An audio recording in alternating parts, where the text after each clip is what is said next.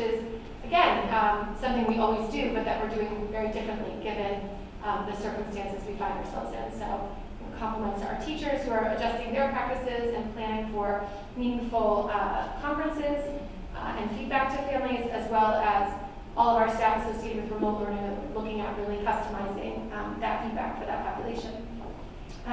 In addition to really honoring those processes, we're also exploring the Google Meet model and what everyone needs, making sure that we're surveying our staff participating, supporting those who've kind of done this work early to make sure they have the right tools and resources in the classroom, including technology, and really responding to ongoing guidance that we're getting from the State Department of Education about how to refine and review our procedures. And that guidance continues to be ongoing and shifting at times, so it requires a lot of close attention to our systems from attendance to training. Okay, great, thank you. Any questions? Trying to connect the River East to Zoom. He's disappointed he can't live stream it. Oh, gosh, okay.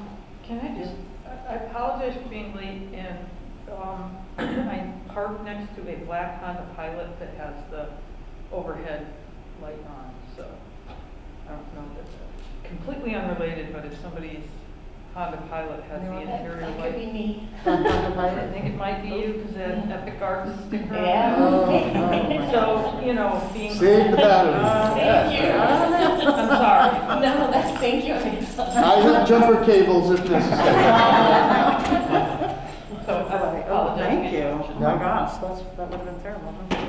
Huh? Wow. Okay. Audience of citizens. I think we're all in some official capacity tonight, right? I don't see anyone. I did have a question for Mary. Yep. Oh yes. I'm sorry. Mary, we talked before about the testing to see where kids are grade level wise with the remote learning and under the circumstances. Any updates on testing, or when we look at testing the kids to make sure they're at grade level learning where they should Yeah, be? that's yes, Jim. We always do that 3 times a year, and this fall, given the hybrid in September and access to devices and just honoring the fact that our learners of all ages were adjusting to new normals, we did that a little bit later in September, early October, and as soon as we wrapped up the in-person learners, we did also provide that opportunity to our remote learners, and were able to conduct those assessments remotely. We did that most recently with our 6th grade students who were the last to get devices. So we have just a few left to complete. And then the results will be made available to make sure to see if kids are keeping on pace or falling behind, or. We have been sharing that information with our remote families, and it's typically part of the conversation at conferences at the elementary level. Okay. Okay. So the consent agenda. We just need a motion that the East Hampton Board of Education adopt the consent agenda. So moved. Second. Okay. All in favor? Discussion first. Sorry. All in favor? Aye. Okay. We don't have any recognitions tonight. Is that right? That is correct. Okay. Okay. Moving on to committee reports. Student Board of Ed representative. All right. Hello. So as far as school updates, class officer elections for each grade were held last week, and results for most grades have been posted and some are still pending. The Interact Club has their November general membership meeting coming up, and they continue with their ABC Women's Shelter Gift Drive, where each homeroom collects gifts for children. And kind of an update on the Google Meet model from the student's perspective. One of my classes, I have a teacher who's actually piloting it, and I just want to say that it's been going pretty smoothly so far on the days I've had to Google Meet into the classes. And then as far as fall athletics, Robert, which class is that? it's Numero del Bope with Spanish 5A. Great, thank you.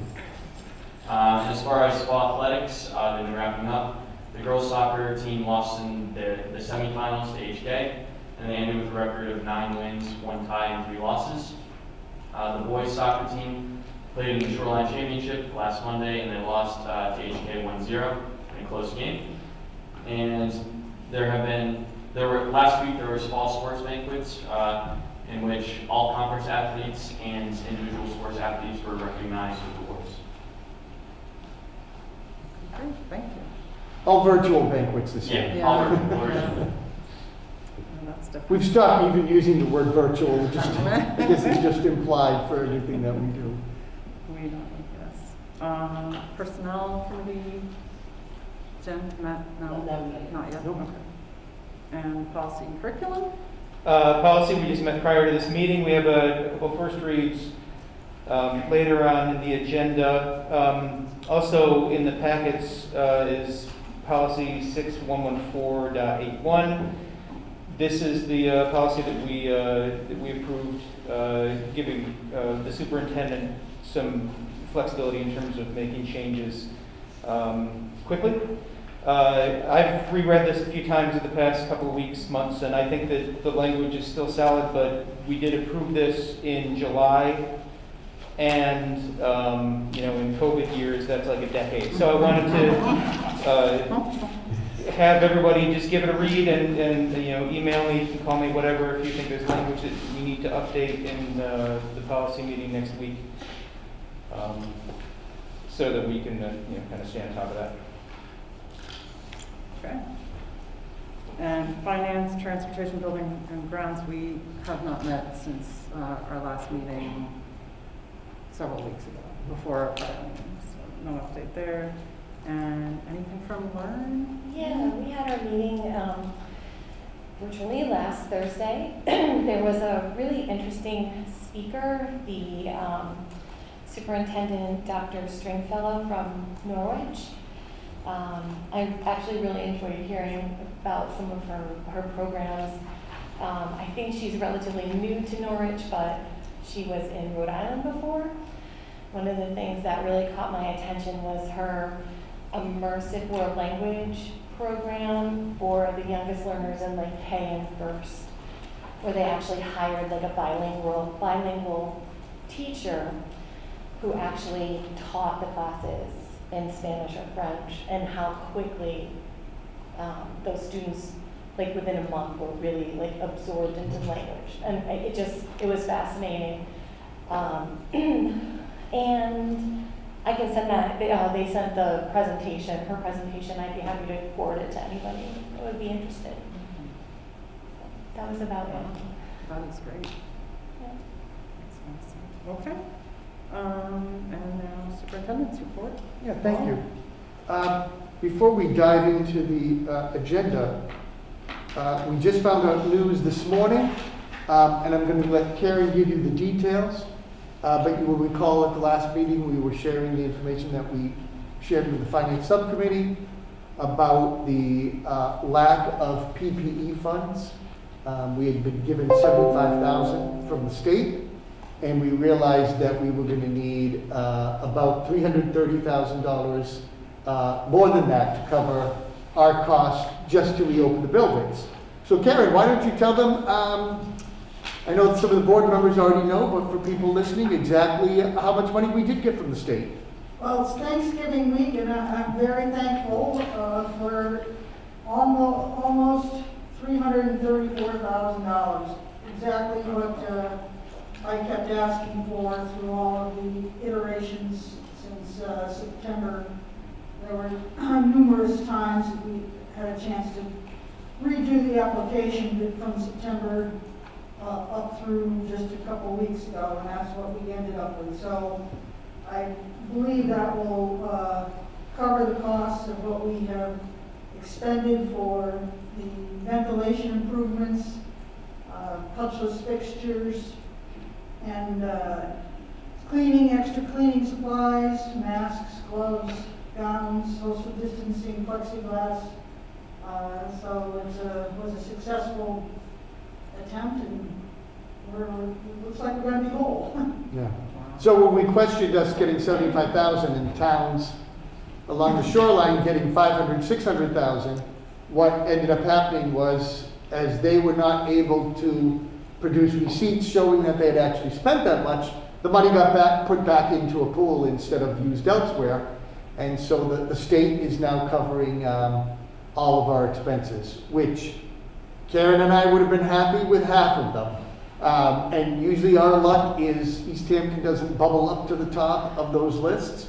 But I'm thrilled to say that we are whole for all of the opening expenses to prepare our schools for COVID. And that's really exciting that we're not going to have to say, okay, we've got to freeze this or dig into capital funds to pay for that. So yay for the state of Connecticut.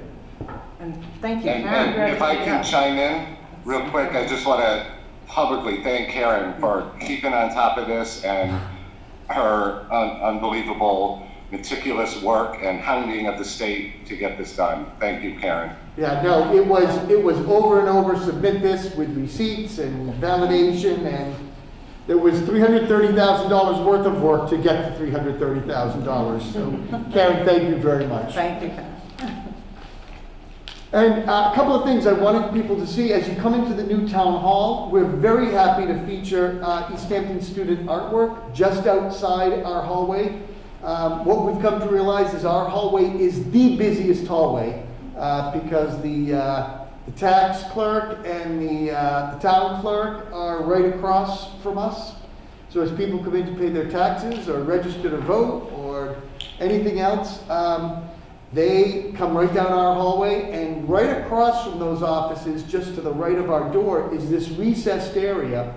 And so we've started featuring artwork there, and then on either side of our door, we have student art. So we're very excited to turn white walls into a nice student art gallery. The frames came with us from 94 Main Street. We had invested in them a number of years ago. And next time you come in the building, just turn right and take a quick peek at student artwork. So thank you to our art teachers. It's been one of those years where I'm happy that we were able to get some artwork out of them. I know the kids have been working hard, but to put one more thing on the teacher's plate saying, okay, it's got to be this big, it can't be 3D, it's got to fit in the frames, they were able to fill up everything. So a big thank you to them. Board members, especially because we have some new board members, I wanted to go through just the NESDEC enrollment packet here. And I'm just going to give you a brief overview, and if you have questions, you can certainly ask me. But because we are a member of the New England School Development Council, part of our dues is they'll do these enrollment projections each year for us. Keep in mind, they're most accurate a year out, and I'll explain that as we go on. So this is the packet they give us. The first page is just historical enrollment. So this is actual enrollment. They go back 10 years. And you can kind of see the third column is the school year. So these are our actual figures from 2010-11 all the way up to this year, 2020-21. The next page is kind of a graph of just our historical enrollment. Keep in mind it's only K through 12. It does not include pre-K. It does not include magnet students, VOAG students, or outside special ed students. So it's just an internal planning of those students in your K through 12 grades. And you can just kind of take a peek historically of where we've been. The next page is the important page. It's the one with a little declining staircase on it. And if you look at the second row from the top, where it's in the blue column where it says school year 2021-22, that's the figure that we look at closely. If you go all the way to the right, that is the projected enrollment. Keep in mind they tend to be very conservative, and we usually see about 10 to 12 students higher than that.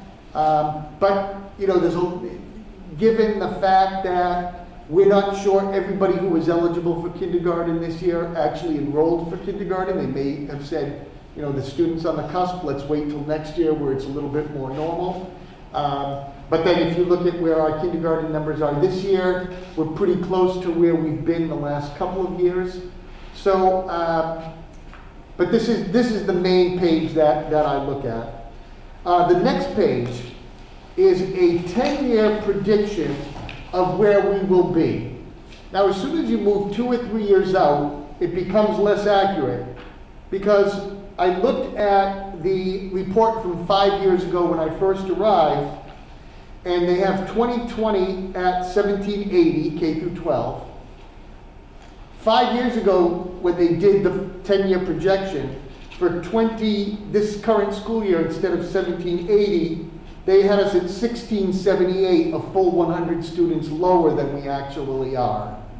So this is kind of a guess based on housing trends and other things like that. But once you get 5 years out, it's really not that accurate. So I would not look at 2030 and say, are we really going to be 300 students less than we are now, given all the things that change over the course of 5 to 10 years. But it's just curious to see. And the next page just shows some trends over time. It's kind of a 20-year historical and projected. The following page, between birth to kindergarten relationship, they use live births in the community as the greatest predictor. But what we're proving is, since about 2010, for the kids that are entering the class of 2015, our kindergarten relationship, those who enroll in kindergarten, are higher than the births, the live births that they use as their figure. Just another curiosity. And then just some additional data and just some big picture New England statistics for you to go through. If you have any questions, we can revisit them at the next meeting, or you are welcome to call me. It's kind of a curiosity piece. I think the important thing for us is that, that page with that declining step and looking at, what they predict next year's enrollment will be. Even though they predict it to be about 24 students lower, I think we're going to see that our kindergarten numbers will be a little higher than perhaps they predict, given the fact that there could have been students that stayed home. These numbers reflect those students who chose homeschooling just for this year. So we haven't pulled them out. They're reflected as still being part of our enrollment. I think it would be a mistake to say, for those families that indicated they wanted to do homeschooling during the pandemic, that they are never coming back. The vast majority of them, should vaccines go the way it appears they'll go, and we're open at somewhat normal next fall, I think we've got our planning is to assume all of them will be back in our school. So the numbers never reflect those kids as being... They are reflected here. Okay. So we have... But obviously kindergarten, you couldn't do that. Right. So we had about 30 students who are not our typical homeschoolers who decided to homeschool. Rather than do remote learning, they wanted to do their own thing. We feel most of them are going to come back. So these numbers reflect that population as back for next year.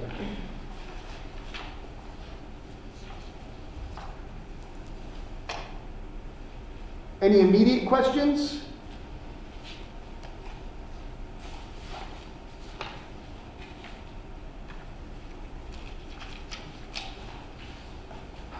No. No, okay. Like a teacher, I gave wait time for people to respond. That's good classroom practice, that you make children answer. Okay, so let's move on to a COVID update that ties into our enhanced hybrid model. So over most of our meetings, we've put this chart up. And the reason we put it up is because DPH guidelines have labeled towns as yellow, orange, and red. Several weeks ago, we moved into the red category because we had more than 15 cases per 100,000 people. And that's that odd formula that they use just to, be able to compare you to everything else. Keep in mind that, if you look at that bottom, if you can read that, it says, schools shouldn't consider adjusting the model necessarily until they start hitting 25, which is also reflected in the State Department of Education guidelines, which talk about 25 plus cases per 100,000. And it doesn't necessarily mean shut down the school, it just means, consider less in-person learning. So several weeks ago, when we moved into the hybrid, this was kind of the picture of the state. Southeastern Connecticut was kind of had that big outbreak concentrated in the New London and Norwich area. And then towns to the west of us were kind of facing an outbreak, and then we got cut. This was the first map that we appeared in as a red state.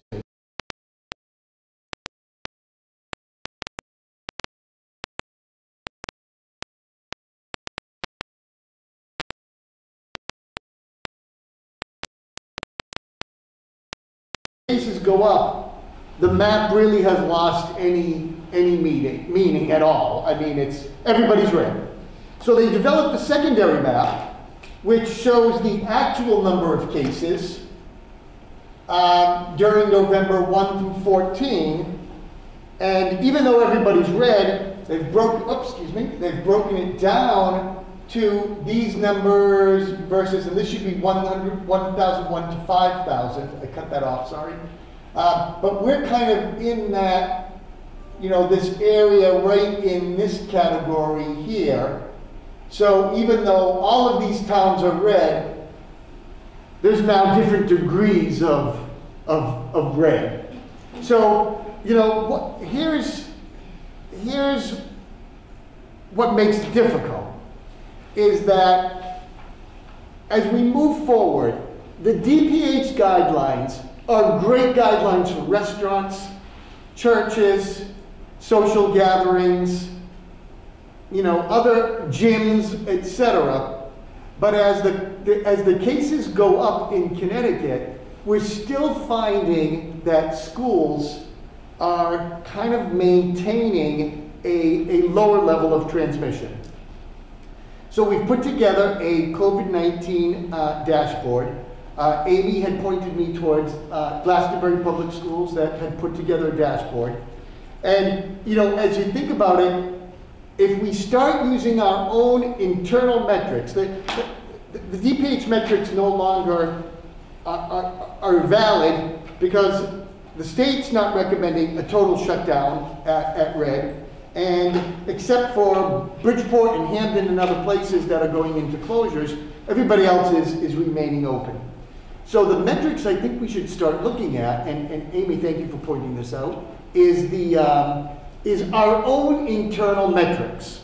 So this was shared with the board on Friday, and it was shared with the public today in my superintendent's update. Every Monday I'm going to include the dashboard, and the dashboard is also on our website for those people that don't get the update that are curious.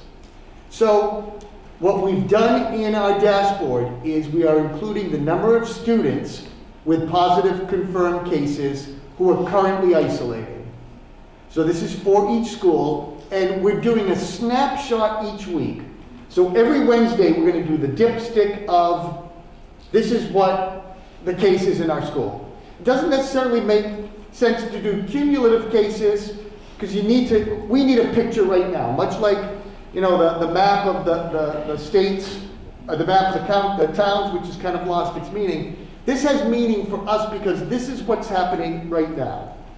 And so obviously we're doing the same thing for the number of staff with positive confirmed cases currently isolating. Now keep in mind this is as of Wednesday, November 18th. We're going to update it every Wednesday. In fact, if we were going to update it as of tonight, you have one at the high school, a staff member who has tested positive. But the good part, because it's the amount of time people are out or quarantining, we're not going to lose that information. It's going to get caught up in next Wednesday's information. So keep in mind this is Wednesday, etc.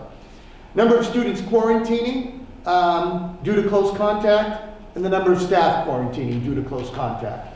Now, keep in mind, while we're identifying people who are quarantining, this does not mean they had to quarantine because they were exposed at school. A lot of this is people who just through a social gathering or some event outside of school have to quarantine, but because we're keeping track of those people who are also quarantining, we do not allow them to come to school. These are also reflected in this number. Let me point you right to the middle school. 15 of that 26 is a quarantine due to an outside event that a number of students were at, through no fault of their own. A non-school related event, 15 students are exposed, so they are now quarantining. Also keep in mind, just because people are quarantining does not mean that they are going to become COVID positive. I am knocking on wood.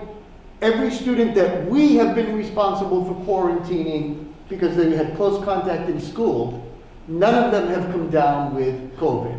They've gone through the quarantine period and they have come back because they obviously did not come down with COVID.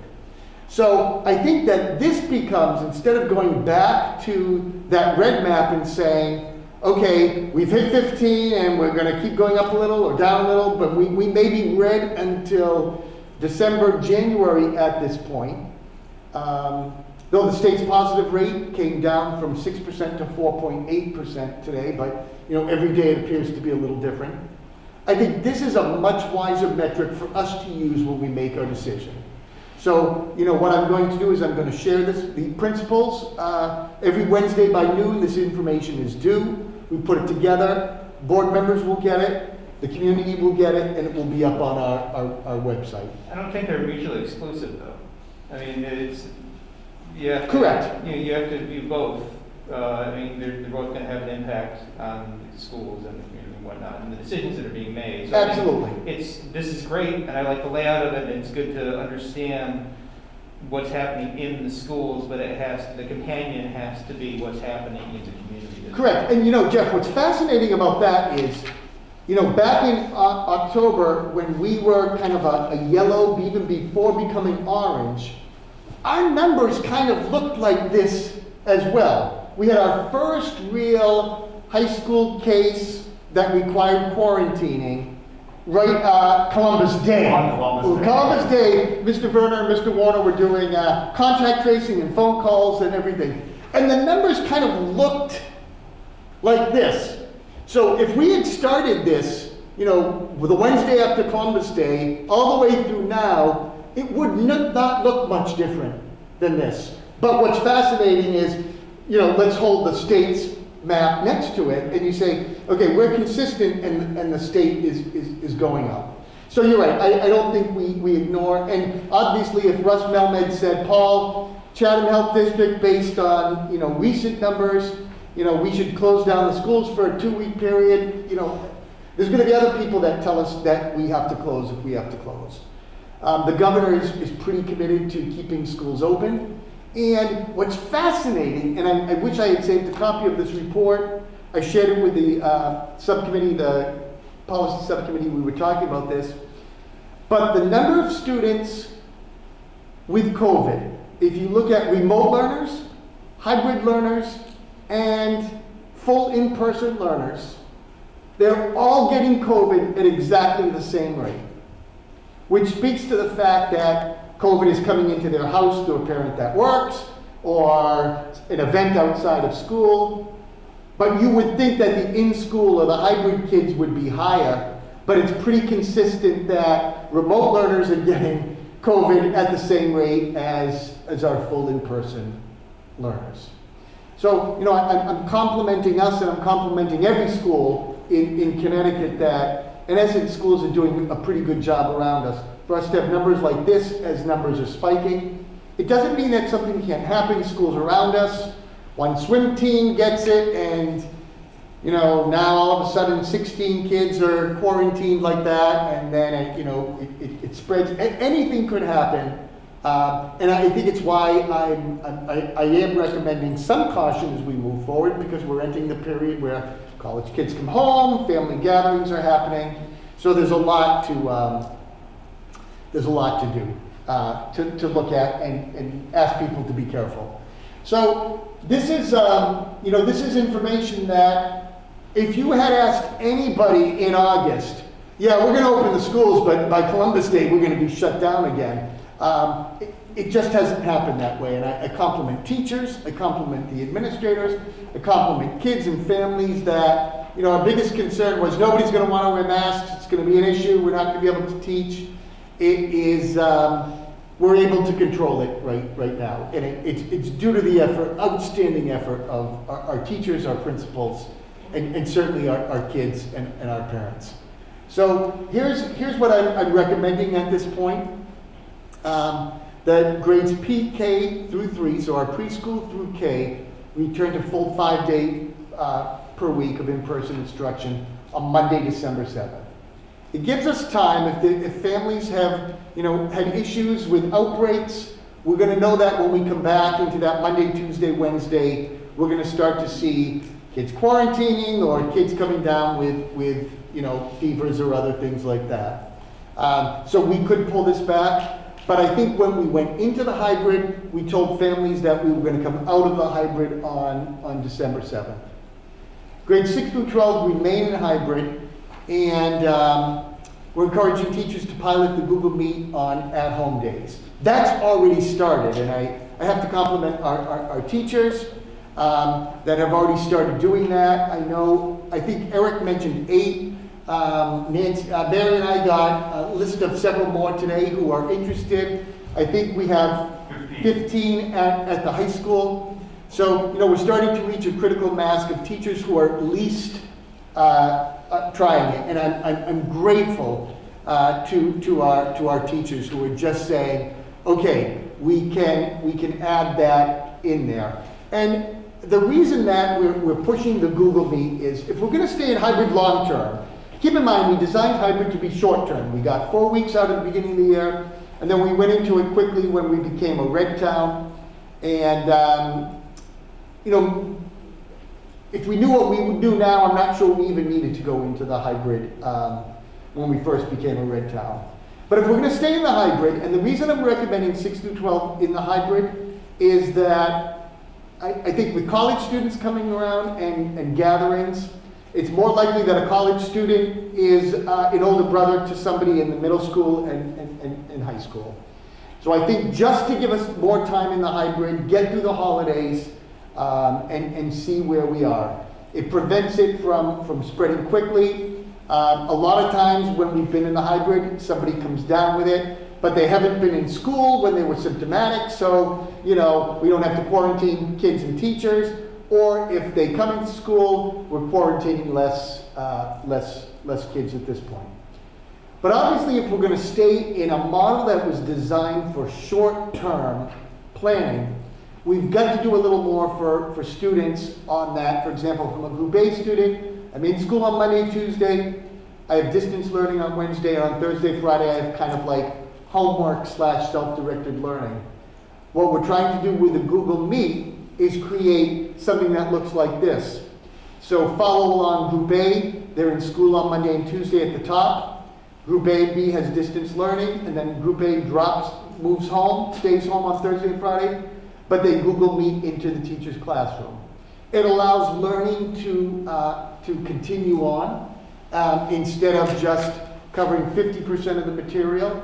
We're gonna push for a higher percentage of material covered than that. Would the Wednesdays be synchronous? The Wednesdays would mainly be asynchronous. 4 days with the Google Meet, we're looking for more of an asynchronous day just on that Wednesday.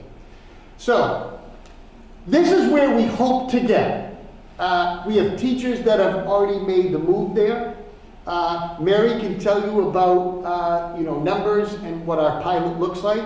On December 14th, we're going to have, because we don't have a meeting in 2 weeks, it's in 3 weeks, the way the dates fall. We're going to give you some nice statistics about the number of teachers doing it. We'll give you some anecdotal information on what's working great, what's not working. Robert, we'll expect a full report from you as far as a few more teachers perhaps of yours, Google Meet. I'd love to hear from your perspective. I think I have a couple more starting like right after Thanksgiving. Right, so we have several teachers that are starting up on the 30th, on the 7th, on the 14th.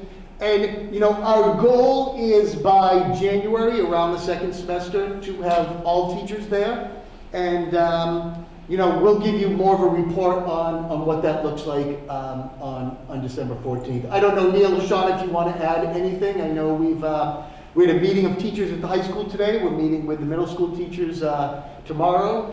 Mary already sent out her first survey to our teachers who are piloting. you know, please add anything from the union perspective, where I'm certainly grateful to the union, those teachers who are trying it out, and those teachers who are, you know, watching others and preparing to model as well. But please add anything. I mean, as we evolve from this, like Paul said and Mary said, we're looking for feedback from the teachers that have volunteered to start this, to sort of kind of train, kind of give feedback and advice to all the teachers, so we have all the right technology, all the right mindset going in to do both at the same time. Because that's another level for teachers to be able to, you know, see the students on screens and see the students in front of them. So it's a gradual process, but that's where we're at so far. And another thing also, Paul and Mary were talking about, to make teachers, you know, there's a lot of anxiety with, you know, some of the teachers, because this is totally a different way to look at teaching or to perform it. Also allowing, like, you know, release time where we can go into a classroom to see a teacher who's piloting it. So we, instead of watching like a webinar, you go in that classroom, you get to watch the teacher who's been piloting it, and you figure all the ins and outs. You know, they get to tell you the secrets to it, what works, what doesn't work, any suggestions. So that would be great, you know, like basically hands-on. So. And the reason we're piloting and taking our time is because ultimately, when we get this running up, you know, around the second semester of school, the Google Meet will not be an option for students. Attendance is going to it will be expected for each course, grade 6 through 12. Cameras on and participating. There was a little more leeway granted to towns and schools last year during the pandemic. However, the state is requiring student attendance and you know, monitoring what model we're in and how we're taking attendance for that model. So, you know, we want to make sure that we do it effectively and we do it right, and that students understand the expectations. So this is a nice way, you know, Robert said he's got it in one class and he's going to have it in 2. As teachers learn, our students will learn the expectations. We anticipate, you know, towards the end of January, the start of the second semester, obviously if we're still in hybrid, to have a very solid model here. I will tell you that this model also meets the needs of those students who are quarantining. If you have to quarantine for 14 days with the weekends in there, that's 2 weeks worth of instruction. And that's a long time for, you know, Robert was one of those students who was quarantined, and, you know, it was like, okay, get some homework and keep in touch. But now a student who's quarantining would be able to Google Meet in on Monday, Tuesday, Thursday, and Friday. So it just creates that opportunity for students who have to quarantine to be part of the classroom. It's not perfect. You really need to be there the 2 days a week, but at least it's better than just passing the homework home and say, you know, good luck and we'll see you in 2 weeks. Now, during the course of the pilot, are you also working on any technical kinks that may be in the works? I mean, yeah, the teachers can be teachers instead of being... Correct. So we are giving each teacher a separate Chromebook so that they can still use their laptop to connect to the whiteboard or the laptop for other things. And basically, like I have this going here with Nancy and Jack Lukowski and Eric Kissinger and Chris and Martha. You know, we're conducting our meeting and they're watching us. So, you know, it requires a little more interaction than for a teacher in a classroom, but in essence, you know, the goal is for them to, you know, be able to get the basis of the instruction for that day. Okay. And Paul, if I could add. Yes, go right ahead, Chris. Okay, no, first I want to thank Neil and Sean for those comments. That was good input, and I just want to add, kind of tag on what Jeff was saying. If during all this piloting, any of the teachers identify any technical issues, the sooner the better we know, and Rich knows, we can get those addressed.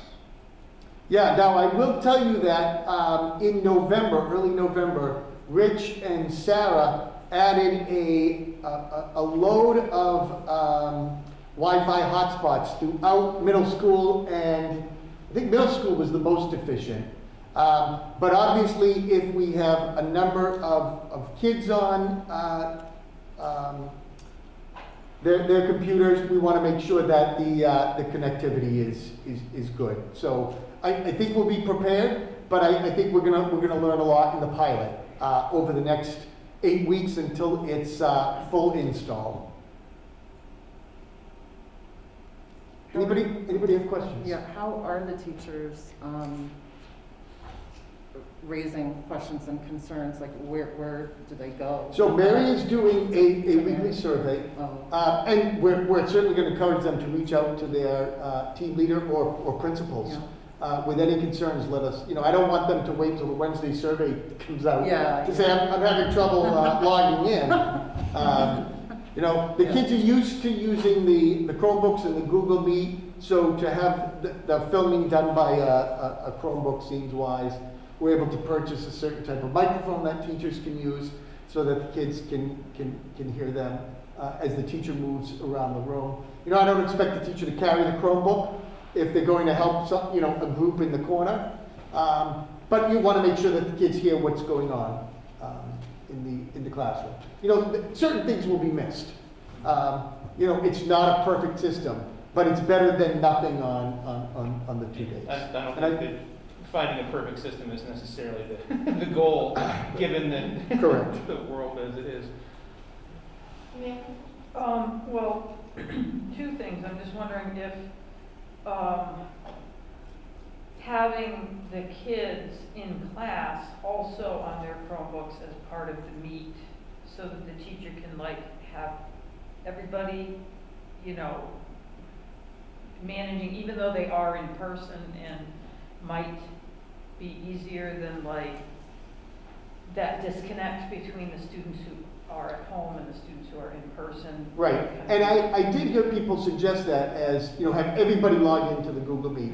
But also understand, we're doing something different than some schools. Some schools are asking the teacher to just sit at the desk and teach from there because they're using a stationary camera.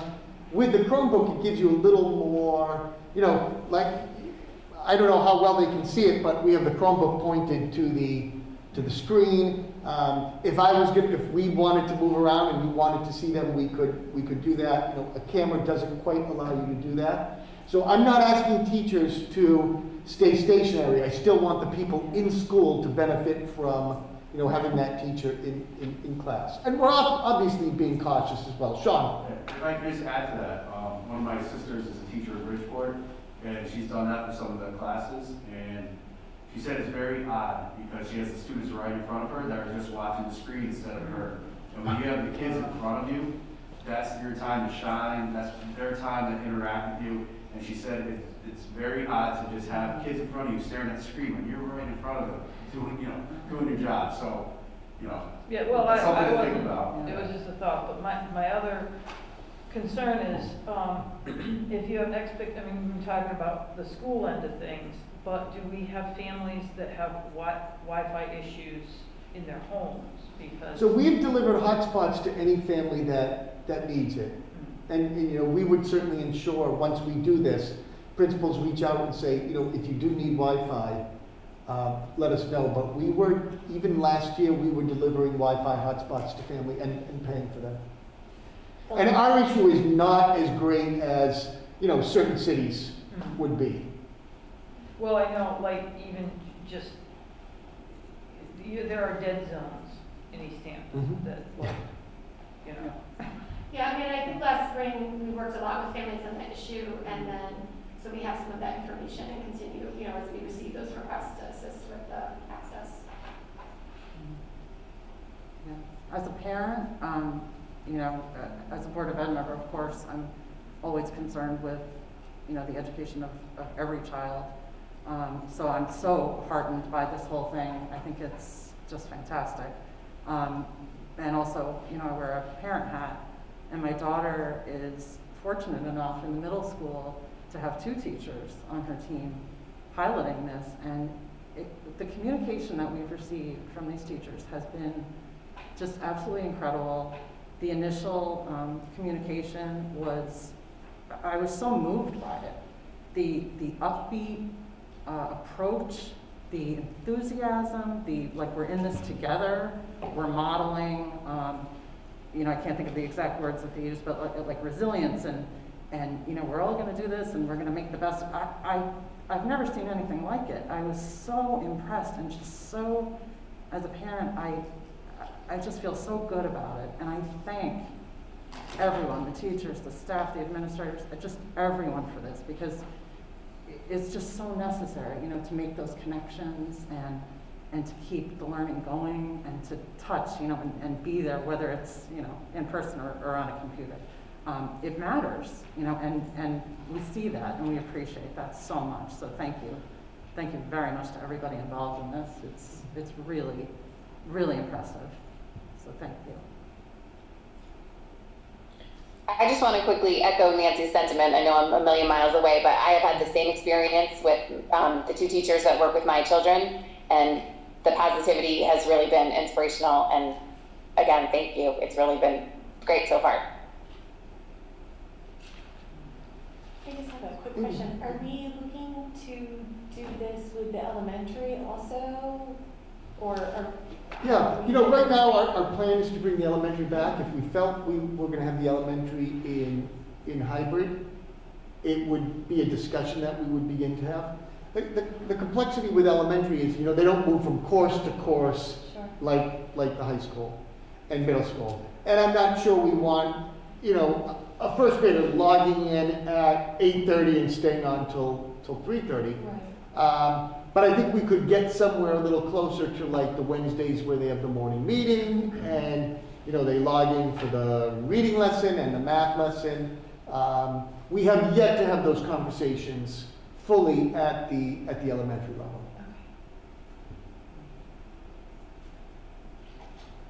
Yes? I just wanted to offer a couple of things from working closely with the pilot participants so far. And also, I think in a lot of statewide, a lot of the focus has been on 612 because of the limitations of co-moving environment. So that K-5 has a little bit more of a self-contained. I was just thinking it would be nice to have more options for elementary than remote or in, because the Wednesday model where they're meeting for reading and ELA and math, it's really going well. So yeah. And you know, we're kind of sensitive to the elementary classroom, where on Thursdays and Fridays, you know, you have your 9 or 10 kids in. It's not quite the same as a middle school and high school class kind of sitting at their desk.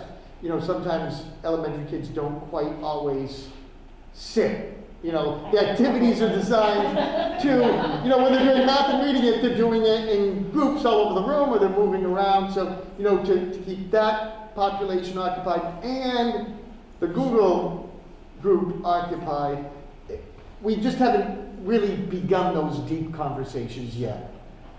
People know that it's on the horizon and there's discussion to be had.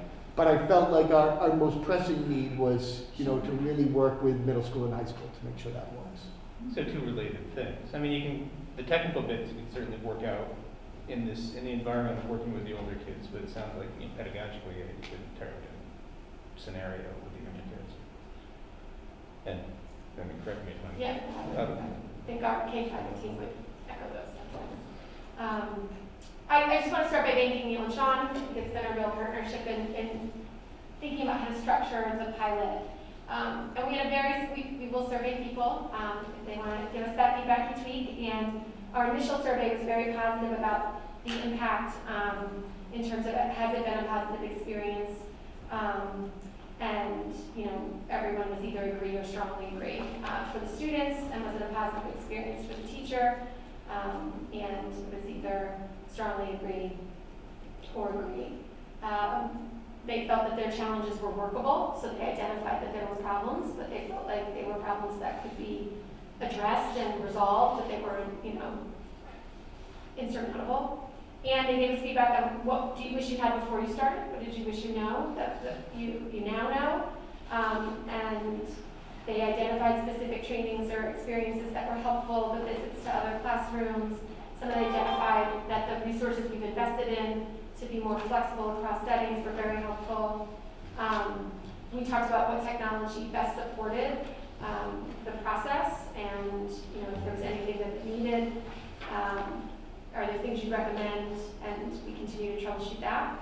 Was there anything that you didn't ask that you wanted us to know? And most of them talked about how the model provided them seamless instruction and to be proactively engaged with all of my learners every day. It's not only good for instruction, but considering the isolation our students have experienced, this allows all the students to interact with each other every day and remain a part of our whole class community. I have seen notable improvements in student understanding and participation from the first hybrid model to this new Google Meet model. The bottom line is that my students are benefiting from my consistent direct instruction. Others said, the connectedness, talking about students saying how good it was to see their teacher that day. So I think while I don't in any way want to minimize the challenges of this for all involved, I think the benefits so far, it's a very small slice of the survey. We only had 7 people when we first started, but they've been really positive. And I had asked if they'd be willing to support what we'd like to create, which is, Amanda, to some of the points you were bringing up, the East Hampton Public Schools Google Meet Guide, which would be all tips and recommendations for teachers based on their colleagues' experiences, including getting down to the level of when do you want everyone to log into a Google Meet, you're in person and at home, and when do you not want to do that? Because the teachers are already talking about when that helps, when it doesn't. Much as Sean was pointing out, does it reduce engagement, or maybe there's a time in the discussion? It's actually very valuable. They're looking at what supporting tools they're using by content area. So I was having a conversation with one of our math teachers who was like, Jamboard is the tool we want to use because I can model effectively. It's different needs for different content areas, and that I think only expands as the pilot grows at the high school, where we get into very specified courses and instructional models. So we'll continue to seek their feedback, to engage our teacher community in guidance to their peers and colleagues, to give more information to parents about how to best support their learner at home in this process. We've identified baseline technology and communicated that to teachers of what they'll receive to get started and what kinds of things they might want to review and consider, and we'll work within our means to support them. And I think one of the things that a teacher said to me was, the benefit that I have in November is that I know my students, and I think we can't underestimate that enough, how much knowing a learner really impacts your instruction. So they have a relationship as opposed to if we had started in September. And they have done remote instruction with these learners on Wednesdays. It's different when half of them are there and half of them aren't, but they were able to see those advantages and how they can leverage those experiences with their students to try and make the model as effective as possible. And I think we really want to communicate a problem-solving mindset that this is a process to begin, to explore, to find our best practices here in East Hampton, where are the issues in terms of technology, troubleshoot as much as we can so people feel confident moving forward. I like the fact that you refer to it as a process that you're working through, because I think it's very important to, and I couldn't stress it strongly enough, from my perspective at least, to not rush the pilot assessment and that whole learning process and the constant cycle of learning and relearning that goes through that. I mean, for anybody who's gone through any sort of reorgs or change of process at their other jobs, the ones that are rushed are the ones that don't stick, and the ones that everyone hates, So I mean, we want to be successful. We need to take time. The peer kind of training thing that Sean mentioned. Do we have any PD time coming up? It's not in the district calendar until February. Is it possible to modify the calendar to drop a PD day somewhere in there where there could be some peer training, maybe toward the end of the pilot process? I don't know if we're allowed to even do that, but that could be something that could be very beneficial for those who want that. I mean, teachers used to learning that way anyways. I mean, there's a reason that student teaching happens. Being in the classroom, in that environment, and so this is another instance of that. Yeah. Well, we're most interested in some release time during the school day when teachers are actually doing this, so they can go in and see other teachers. And, keep in mind, our pilot began in November 7th, so we're a couple weeks into it.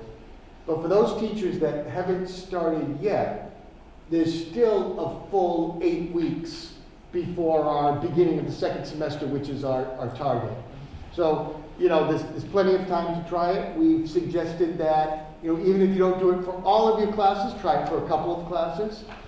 So we're going to be very flexible as people learn the system. And we are trying to look at that job embedded learning, so that on the release times, so the teachers have the opportunity to visit classrooms when it's already in session, the peer recommendations. Then we're doing a lot, I wouldn't exactly say it's professional development, but technical assistance on a lot of the Google Meet add-ons that can extend the capability of the tool. So those things are all actively happening. And I think the survey information will also give us more information about what teachers would like to see that they need. The initial survey that went out was just to the very first participants, and they've only been doing it for like a week in some cases. So I think by December 14th, we'll be at more of a midpoint, and our surveys leading to that can, you know, really see is that something that you need, or how many people need that, and that would probably be very telling for us as well about how to look at time. And I think we're fortunate in this district. When I think of the high school schedule, for example, the teachers do have PLC meetings, and particularly there, I would anticipate, but again, we can collect this information, having the opportunity to partner with your department colleagues about what's going to work best in your content area would be critical. We can do some of that in those structures. It's shorter periods of time, and that presents some limits, and I don't doubt just the opportunity to collaborate is always helpful in the field. So I have to ask the financial question. How are we getting the funds for extra Chromebooks, extra platforms, all of this? Is this included in, will we be reimbursed by the state because this is... Right, so we were able to get an additional allotment of Chromebooks from the state. It was not a lot, I think it was 50 or 60 Chromebooks. And those are the ones that we are primarily using for this experience. And platform-wise, Google Meet we already had access to, so that's not a new expense. The microphones we're using, I think we've settled in on one that's about $38. So there's not a huge expense to adjust to this model. And I think we were able to invest up front as part of our COVID planning in some instructional materials, again, depending on grade level and subject area, that were designed to be more fluid across lanes, like if we were fully remote or hybrid. So I know a few of the teachers have identified that's been really helpful to have access to those instructional resources, which are not an expense as a result of this pilot, but were built into our planning. Yeah. Okay. So, you know, just keep in mind, we're in preliminary stages of the pilot. We're in preliminary discussions with teachers. Like I said, you know, the teachers have been aware of this to one degree or another. Mary and I met with high school teachers today. We're meeting with middle school teachers tomorrow. You know, we're looking for a start date and a willingness to pilot. So we'll have much more information for you on December 14th. So this is just like a little, you know, tidbit of information. Because it's relevant to what we're going to do with the high school. You know, for me to say we're going to be in hybrid, if it is long-term into January, then, you know, I wanted to let you know that we need to find a hybrid plan with a little more educational oomph to it. So that was the purpose of bringing it up tonight. But I think we'll have more details for you on the 14th. So just as, and we can stay on this conversation as long as you want, I think, you know, based on initial concerns with policy 6114.81, the temporary authority granted to the superintendent, and based on superintendent's recommendations moving forward, I just want people to feel like you have the opportunity to voice either concerns for the policy or concerns for these particular actions based on our own metrics, state metrics, policy, anything else. I have some concerns about the elementary going back in full right after Thanksgiving when we don't really know what that impact is going to be on the school and our community. Because right now, yes, we're seeing a lot of outside family gatherings and other issues with community spread, but this is happening within homes of our students. And so I just want to make sure that we're taking a really good look at that when it comes time to send them back. Sure, so we do have that whole week before we come back. So if there's exposure during Thanksgiving, we're going to see it, 7 to 10 days later, which puts us right at the, Right around that time. Yeah. So, Is that what the time is? What do the dates look like?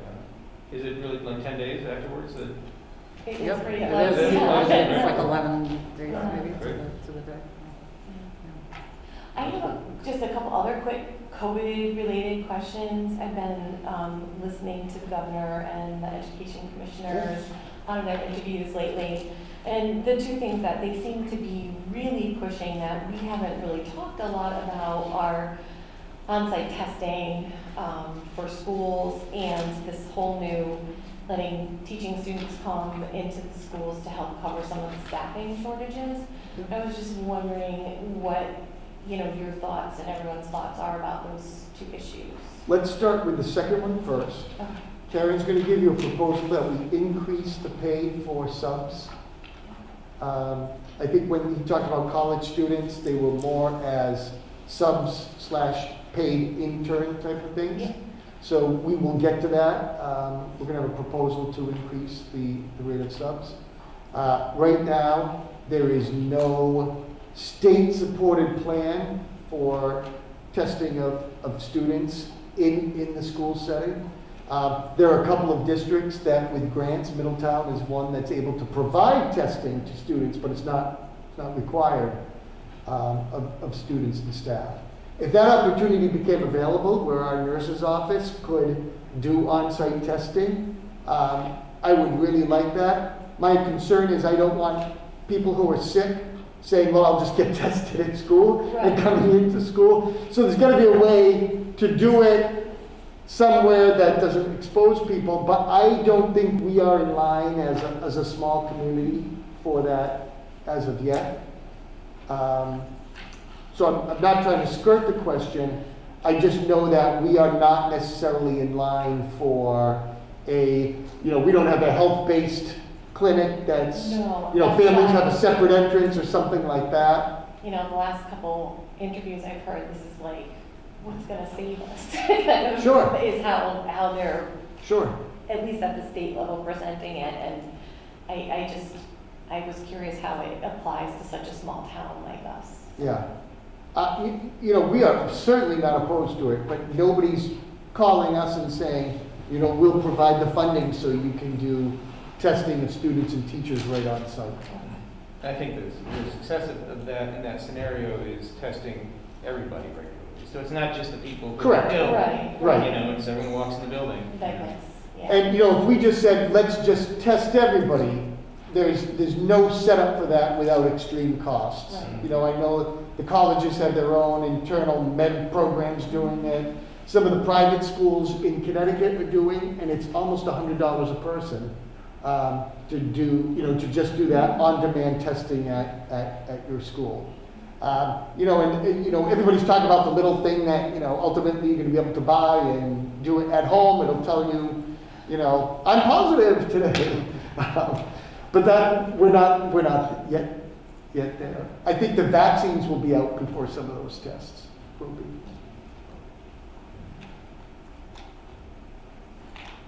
I didn't have any issue. I don't have any issues with the plan. On the 7th, especially given the fact that it's 10 days, and I should probably know the calendar better than that. But it does seem like it's going to be able to shake out any negative impacts for Thanksgiving. We'll know about it beforehand. Right. If there was a large exposure in town as a result of the Wednesday, Thursday, Friday, Saturday of Thanksgiving, we're going to know about that the next week. Yeah. And when we get that Wednesday data or just you know, look at the numbers of people that are staying home. You know, we can push that December 7th back. I think it's been important when we've gone, every time we've gone into the hybrid, we've given families a clear date that we're coming out of it. Because I think I'm hearing more from people now concerned about, are they going to be able to go back to work, or what's going to happen? And I'm not one that has ever said that schools are daycare, but the hybrid makes it very difficult for working parents to be able to work, and Particularly the younger grades. and even families that work at home, having to make sure your kids are online. It's just as difficult as, maybe more difficult than just staying home and not working. So I'm trying to respect our plan that we said we were going to go into the hybrid for 4 weeks and come out on December 7th.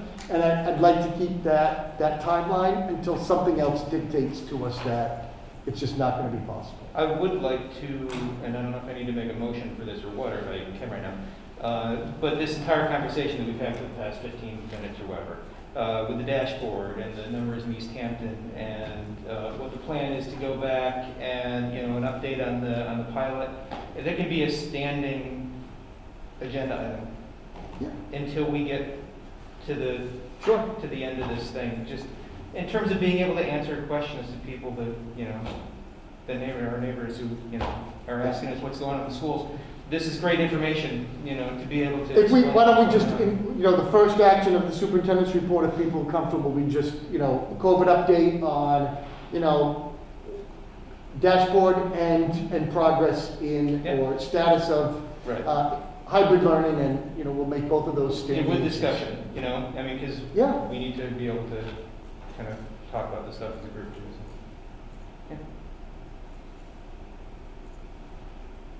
Amanda? I'm just wondering, and this is not necessarily even specific to us in East Hampton, but like, I know the governor wants the schools to stay open, and we got guidance of, you know, with the different colors, and then that changed, and then it changed again, and, you know, we're going with our own, which makes sense. But I'm just wondering, is there any, like, under what circumstances would we perhaps have to go remote? Sure. I So, realize nobody wants you know, if say we had 3 or 4 kids coming to the high school, and we find out they're positive, and we say, oh my goodness, these 3 or 4 kids, you know, 7 classes each, now we've got a quarantine, you know, 30 kids for each one, you know, now we're at, you know, 200 kids quarantined, and the teachers that feel like they're concerned, you know, it reaches the point where we just need to shut down the building. We cannot operate. And that's what you're seeing, especially in high schools that close for a week or 2 weeks. But it's based on cases. And the governor will support any school that does that. I think the governor saying stay open, stay open, stay open there was a movement about 2 or 3 weeks ago to say, hey, look, we should just close down between the Monday before Thanksgiving and open up right after Christmas. And there were a lot of districts started talking about that, and the governor was saying, don't close for what might happen. Base your actions on what is happening. So the State Department is, in order for you to close for that long of a period of time, you've got to give some reason why you cannot stay open. Now, you know, I know Bridgeport and Hampton and a few other large cities with much more complex issues than us have chosen to do that. But at this point, our numbers just don't indicate. If we have a Thanksgiving like people are predicting, you know, our next board meeting could be a Zoom meeting, in fact. But I think just to say, hey, you know, we're closed now to Christmas, but, you know, we're not going to keep the school open if we can't safely staff it, first of all. And it doesn't mean that the whole district shuts down. It could just be the high school. You know, we had some challenges with the, Eric's listening, I know, Kissinger. Last Monday, we were concerned with a number of teachers that were not feeling well and got tested or felt they had been exposed. And, you know, we were concerned about staffing the building on that day. Through Eric and Christina's magic and them covering a few classes, we were able to keep the buildings open. But that is you know, that's one of our concerns as well. It doesn't take much to shut down a building. But, you know, like I said, you know, those are the likely cases for closing.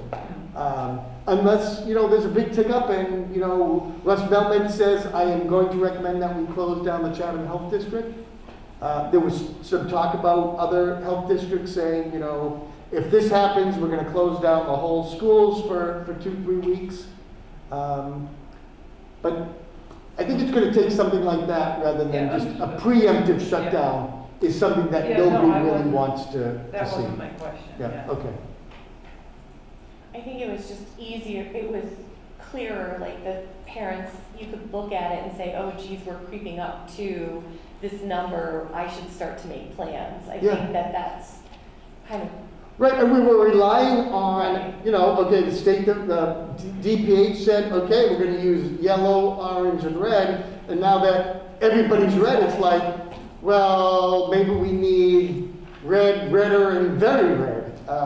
You know, according back to that other map that I showed you, you know, we are absolutely having a surge. Does it mean that we should close the schools? Not necessarily at this point until they start closing restaurants and gyms and other things. I mean, I think, you know, you look at New York City and the schools are closed, but everything else is open at this point. One thing for sure is when we, you know, hindsight always tells us what we should have done rather than what we should do at this point. One other thing on the superintendent's report, I remind you that Monday, December 7th is a tri-board meeting. It will be a Zoom meeting. We will send you the link. The purpose of the tri-board meetings is to just have preliminary budget discussions and some open conversation about what people are hoping to see or not see as far as budget for 21-22. This is in place of the meeting that was requested by the Board of Finance? Yes, when I went to the Board of Finance, they requested this meeting. Town Council was a little jealous that they perhaps were not invited and decided that it should be a tri-board. This is what happened in the past. Yeah. So that will be a tri-board meeting. It'll be 6:30. I'll send you the Zoom link. And then our next meeting is the 14th. And for those of you that are new, you're going to see a budget from us for 21-22 on January 11th.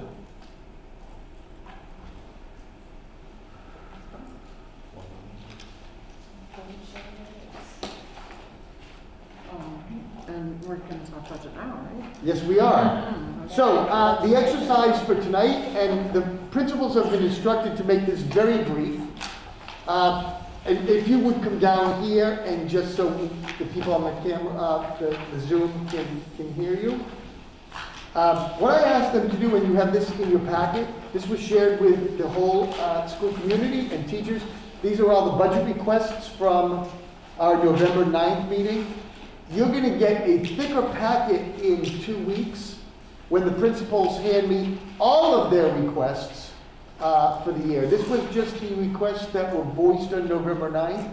On December 1, everything is due from the buildings to me, and we'll kind of expand this and include that in there. So Andy, you look like you're ready to start to highlight a few things. And then if you have questions, we'll give you time for questions as well.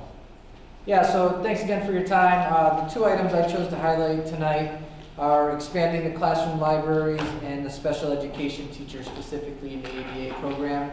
I think we've talked a lot about, and those of us in education know the best way to improve reading is to read. And we're really looking to diversify our classroom libraries. Our learners deserve to grow their skills while enjoying the diverse, high-interest text. Much has changed in our world and in our students' lives since the last time that these libraries were replenished. We're committed to making sure that these libraries reflect what's going on in society and prepares our learners to confidently navigate the society as it is now. Increasing these selections would give them more choice and make richer learning experiences. The ABA program, I pulled this quote right from our brochure. If they can't learn the way we teach them the way they learn. We're committed to teaching all our learners in East Hampton in their home schools. We're very proud of our specialized programs and how they've grown over the years. But Memorial's ABA program uses principles of applied behavior analysis to inform decision-making when it comes to academic and social development. And with our programs ballooning from servicing students in just one room to now 4 rooms at Memorial, we really need to have additional staffing to have fidelity of implementation. Thanks. Chris? Thank you. At Center School, the first item that I'd like to highlight is a special education teacher. In talking with Mr. Mosier, it's kind of a critical point in the Center School in terms of caseloads per teacher. So it is instrumental in closing the achievement gap for our learners. Our needs continue to grow, and our students deserve a level of staffing that best meets the needs of all learners. The number of students identified to receive IEP services at Center School has increased from 23 students in 2016. We are currently servicing 55 students at the end of 2020, and we anticipate, I can confidently say that that number will be a bit larger by the end of the school year. Second request is Duolingo for mastery of a foreign language and the appropriate introduction of advanced placement language opportunities in the high school. Students need earlier exposure to world language opportunities. I understand that a new program with full staffing may not be possible this year, but I feel this program would be a win-win. The model of language exposure offers learning anytime, anywhere. While it will never replace the instruction of a foreign language teacher, it can be accessed on Chromebooks both in school and at home for new programming at Center School and possibly at Memorial School as well. Mr. Kissinger, would you like to chime in? Yes, please. So one item that I have is new that I did not present a couple of weeks ago, and that would be a STEM coordinator for the middle school for 6-8. Having an expert in next generation science standards can really accelerate any type of instructional growth around STEM learning in our school. They can certainly bring design, and programmatic change with course design and curriculum. They can bridge content areas with interdisciplinary units of instruction. And our science teachers have done a really nice job, and they should be commended for their efforts with next generation science standards. They've had support from Mary. Mary has pointed them in the right direction of PD, but they've really done it alone without a resource on site. And I think that as our elementary schools build those foundational skills for math and reading, to the middle school where we can really tackle some just higher level curriculum, more complex thinking, and a STEM coordinator, like I said, can really kind of accelerate that STEM program. The other one would just be classroom furniture, flexible furniture. I talked about this at the last meeting. I think we put in a number of $25,000 for that. I think, going and looking at some of the resources out there where we can order from, I think that would unfortunately only cover about 4 classrooms, but that is certainly a start. And is needed for the students at the school right now, especially as we just kind of pivot with all of our instructional practices. Thank you, Eric. Mr. Werner. So continuing on with our theme of science, technology, and engineering, my proposal and what I'm asking for is to increase offerings in both our science and our math department. We want to add an advanced placement chemistry and an advanced placement environmental science course for next year. These are 2 high-level offerings, and if you remember last year when we talked about my goals for East Hampton High School, it was for all students to have opportunities to take higher-level courses, especially in the science and math areas. So these are 2 classes that would, again, allow students to take college-level courses in high school, tying into that stated goal. And additionally, it would allow for the enhancement of our financial algebra course to offer more sections of that. As we're seeing, that's a clear need for students to have more skills in the financial world as they move forward from high school. So that would, those 3 courses would clearly enhance what we're doing in our science and math departments and prepare our students. Many of them go on to major in business in college, so it would allow them more opportunities to you have experiences there. And then my second request, again, continuing with the science technology area, is to continue to enhance our robotics and technology education courses. With Ms. Richards, she's done a phenomenal job so far. But we want to keep feeding into the program that we're working with RAM to have our students attend. So we want to enhance our offerings there as well.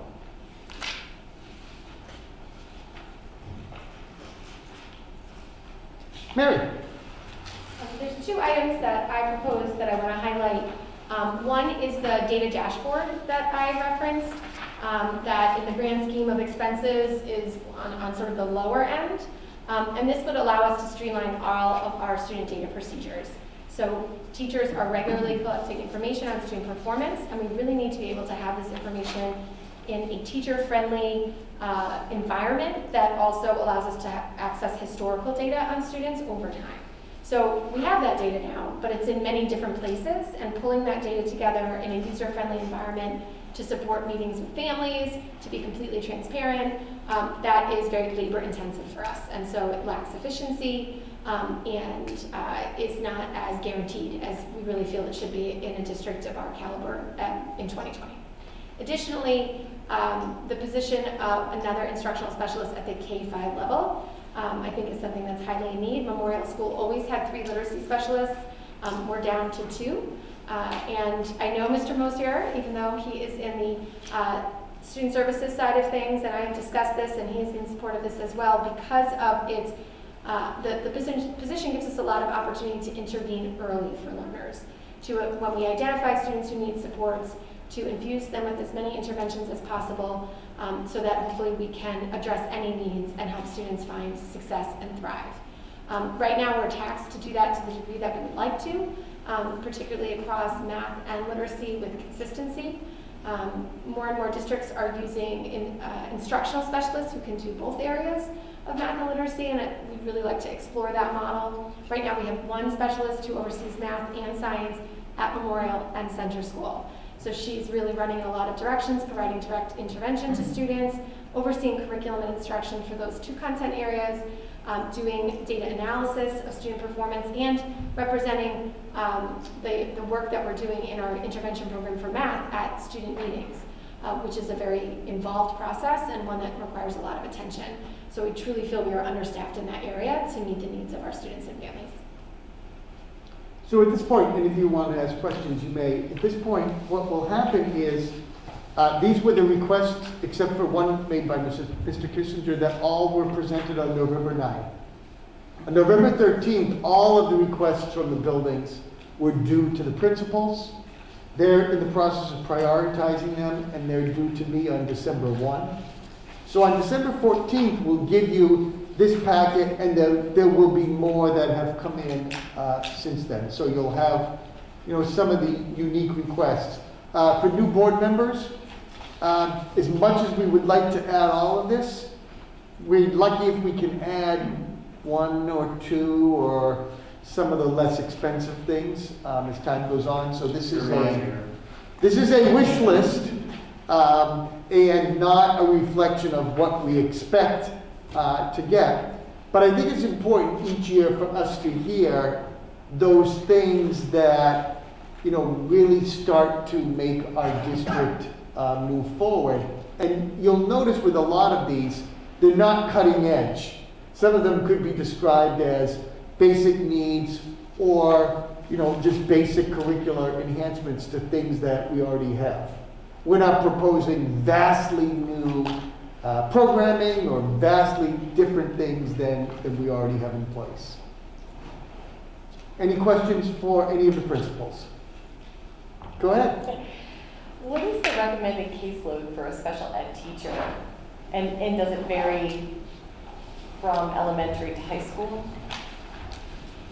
I would say that it's unique year to year based on the caseload. I wouldn't say a number per se, attached to a special education case manager. But our students are becoming more and more complex, and we want to make sure that we, adequately support them. And typically, with some of our students moving through at the elementary level and on into the upper elementary with 4th and 5th grade, we're kind of layering in those services as they go as well. So we feel that we're kind of getting by with the system that we have, obviously, and you know, we always say all of our regular education teachers are also special education teachers. They're all of our students. But in terms of, you know, just the legalities around what is the best program for all of our individual learners, we want to ensure that we can provide them with the absolute best mode of instruction. Amy, I would say there's not a recommended number. There's averages and what's typical. And that still ranges district to district. And it's hard to say every case manager should have this number because of the IEP driving the intensity of the services, and therefore it's not always everyone needs to have 10 or something like that, or 20, but that wouldn't necessarily reflect an appropriate allocation of responsibility. So. Are we at the point with these positions that if we don't get them, that we'll have to pull from another position, like cut down other services because we're legally, from my understanding, we're legally bound to provide these services. So are we approaching that point at Center? You know, I would have to ask Rod to give us a better sense of that.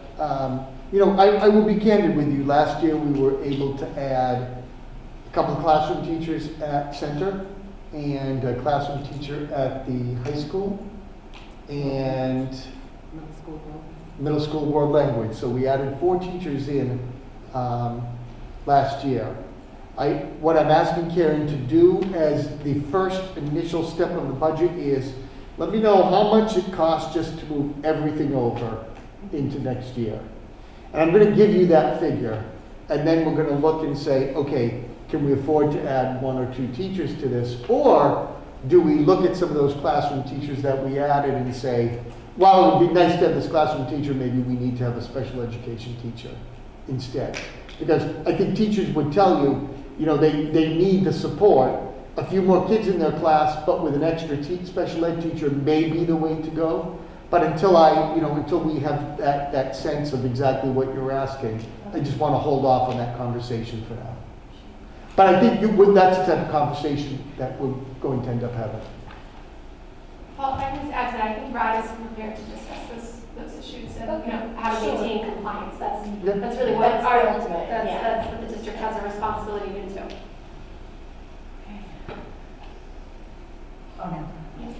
Well, I'm wondering with what you were saying about the support at Memorial and the increase in numbers that you're seeing.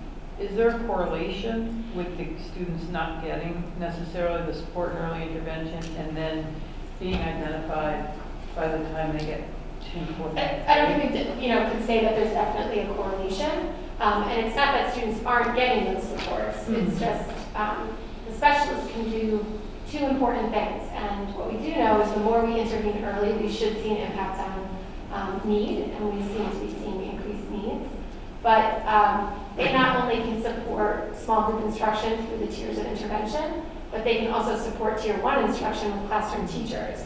So if there's not time in their schedule to go push into classrooms and support teachers, we're not growing that practice. And right now, a lot of their time, well, this year is sort of different because they're supporting a lot of remote learning, but a lot of their time is dedicated to direct service to students, and they're not really able to grow practices in the classroom as much as we would have intended for their positions. So I think Memorial's a pretty big school, so from a staffing perspective, making sure that we have coaches available to support all teachers and all learners with only 2 students in a school of that size, 2 specialists in a school of that size, there's limits just in how many places they can be at any given time. Jim and Justin have questions. Justin, go first. Okay. The new guy question, are these requests that you've identified tonight, are these ongoing year after year, or are these newly identified? Anybody? Several of them have been brought up in the past. The elementary world language teacher, we're always looking for additional specialists, as Mary mentioned, the people who can work with children one-on-one, small group instruction and things like that. So Some of these are not new requests.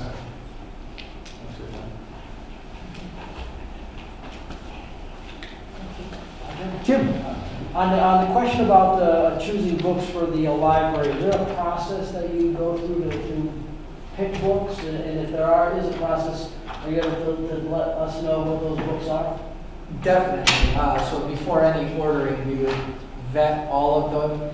That started last year a little bit. Mrs. Clark directed the specialists to be doing inventories within our classrooms. That is something, again, with their role and all that they have their hands in, we'd have to carve out time for them to get into these classrooms. We'd ask our teachers for support with that as well, to better understand what are the needs in the classrooms and match the needs with what we want to purchase. And the teachers would provide those needs, or is that you understand their needs? They would play, yeah, they would play a role in it. Obviously, they know their classrooms best, but through our order history and through the inventory that would be conducted by the specialist, we would be able to make a very informed decision. Now, these are just library books, or other books too? No, these are the actual classroom. Oh, classroom, okay, I'm thinking Yep. library books, okay. Yeah, these are for each individual classroom. Okay, I got the, I'm glad you clarified that, because I was thinking library books, and I was wondering why, okay, I knew that you made that clear. Jim, they don't take as long to read as the AP US history book that you volunteered to read last year. All right, gotcha. And then, thanks for clarifying that. I do have one other question. What is flexible furniture? Forgive me, I just don't know. Eric, I don't see your face, but if you're still there, we'll let you answer that.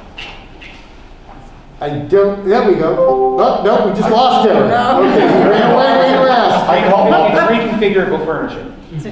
So they can. So instead of modular, can you say the word modular? That makes sense to me. Modular is, yeah, I mean, I might modular be more dating prescriptive, myself. but yeah. I look at, is it modular, same thing? Instead of the big old clunky desks.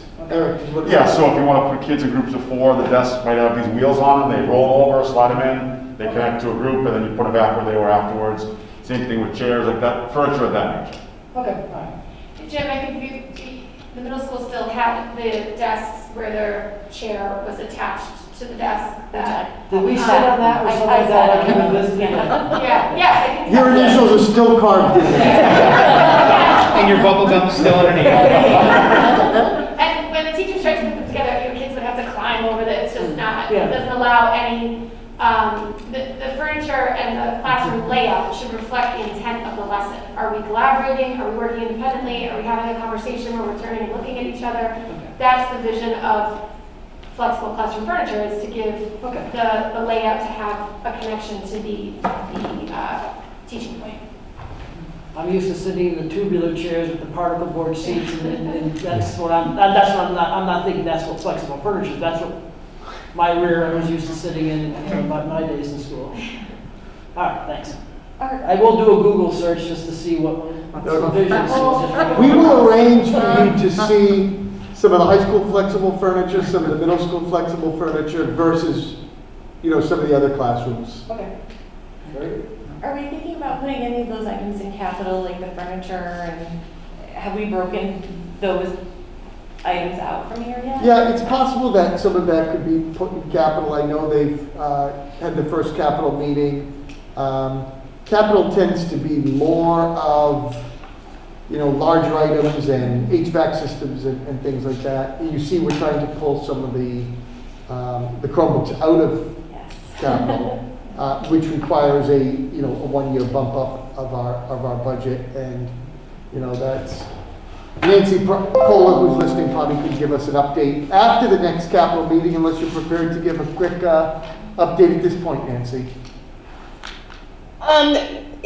So there really wasn't, it was a very brief, or not, it wasn't brief, it was actually quite long. An overview, Rich talked about some of the things that he was looking for. Don Harwood went through some of the bigger building items, and then it was, a review from the police chief. There really wasn't anything specific at this point. There's no plan. It was really just sort of an overview of the requests at this point.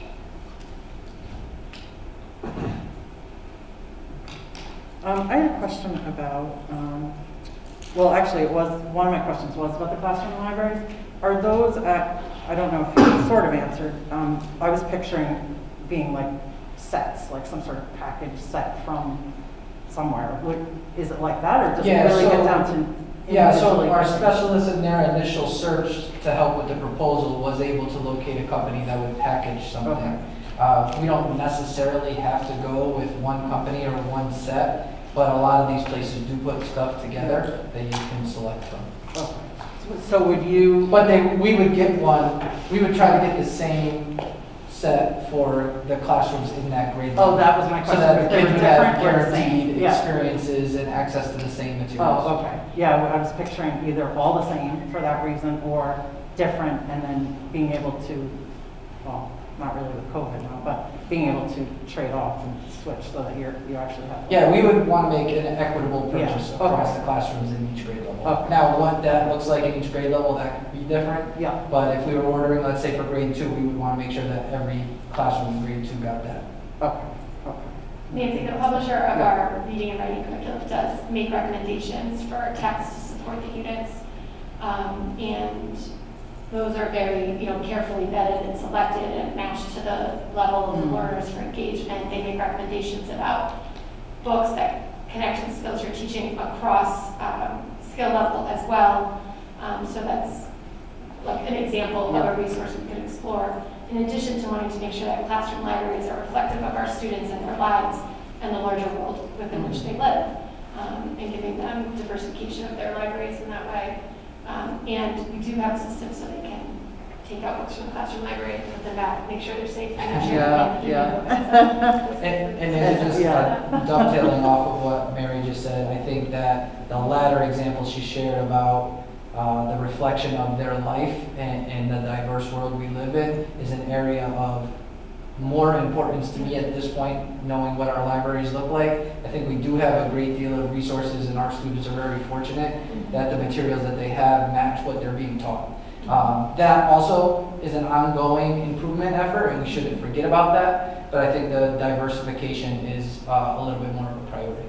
Okay. And a mix of fiction and nonfiction? Sure. Then? Yes, for sure. I know there's been a heavy move to nonfiction, but so it would be a mix. Yeah. Okay, thank you. Just wondering. And then I wanted to ask about the Duolingo program. It looks like a great value as far as the cost goes, but who oversees that for the kids? How does that look if you have that? Yeah, so I mean, obviously, it's initial in the thought process of how we would implement that within our school day.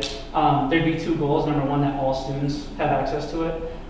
So it could be set on almost within the specials rotation, that all students would have time on that program. Another thing that we could do is within adding time onto, let's say, we have a flex block. So there are students that have their intervention services. If all students come back, on the tail end of that, there is a time set. If it was a once a week exposure or whatever we saw was the best use of the program, to make sure that that was guaranteed time within our schedule for all of our students. So because of the nature of it, I feel that it'd be kind of open to any staff member to oversee that because they are not doing the actual kind of teaching of that content. It's more the management of that particular program. So that's kind of why I selected that for its ease of use and easy access. Basically, it's kind of a prepackaged program that we could hit the ground running with. Okay, and that provides enough, whatever you planned in here with the cost provides, is that seats? License per person for our particular site, yes. Yeah, so it would. You can go online and look at Duolingo. It's actually a free program if you don't mind ads. We would not want ads for the students, but it's multiple languages and lessons. Just Google Duolingo and start learning another language. The public library offers it too. Yeah. Oh, okay. Okay, great. And they can take it with them on their Chromebooks if they want to do it. So students who are really interested in this could just push through as far as they wanted to go as well. That's great. Okay, thank you. Thank you. Good information. Another question. Did last budget season, did we purchase dismissal apps? I see there's another one for K through 8. Or is that something different? Yes, we did purchase it, but we added it very late, knowing that it did not go through the budget process. It's something we added, given what we figured was going to be the large amount of people driving to school. Now that we've used it, we are proposing that we continue with it. Okay, so it's a re-up on a subscription of Yes. sorts. Okay, understood. And last question I had, at least for the moment, is, and I might be mischaracterizing how we do this, but if we have outside students coming in with special needs, they would be paying a tuition still, and that could offset the cost of a new teacher or two, the tuition money being brought in. If Rodney's IC is requesting a couple special ed. Correct. Teachers, so the tuition money would offset. Yes, but I think some of the special ed teachers we're suggesting, we would not be able to fund with tuition money, because they would be serving our general population rather than our specialized programs. Okay. Other towns are more interested in small specialized programs that are too expensive for them to start. But I think we're looking at more, instead of our STARS program, we're looking at just general special ed teachers. Okay. For our students who are mainstream most of the day. Okay. And who are East Hampton residents. Oh yeah. Okay, so not We don't have students, the only tuition students we have are in our small specialized programs. I saw the number of increase, well, I forget the numbers, but it jumped up a couple of dozen people. The expectations of children with special needs increased. Well, I think that's a 4 or 5 year growth. Okay, maybe that could be what I saw. Yeah. Some of the numbers, I think Rod gave you, here's where we were 4 or 5 years ago, here's where we are now. Okay. It's not a 1 year growth. Okay. Yeah. Paul, if I could go back to the school dismissal manager and, Chris, please jump in. Not knowing exactly what dismissal will look like next year, I think that's a wise thing to consider for next year's budget. But also, even if conditions were to improve and we could go back to some of our old practices, this application has been really beneficial to our office staff. It has decreased the amount of phone calls that come from parents on a daily basis about pickup plans because it's going through the app. And it also adds a nice layer of accountability because the people who are picking up, it documents and stores all of that data. Okay. Yeah, we had a situation with a family where there was uncertainty whether it was mom's turn or dad's turn to pick up, who did they go home with. So we had basically a registrar of where that student was, who had registered at the time, who they went home with, so we could confidently say to the one parent that called, who picked up my child, we said, well, they were picked up by this person at this time, and we have record of it. And that would be an expense every year that we use that, assuming that our situation continues on. And then if it goes back to normal, then it's not an expense line item. Correct. I think what we're saying is that the school dismissal apps were not created in response to COVID. A lot of school districts use school dismissal apps because of the enhanced safety and efficiencies that they provide, because parents have a direct way to update their drop-off pickup plans. And I think parents, that can shift dramatically. There's a lot of different aspects to family life that the front offices are managing.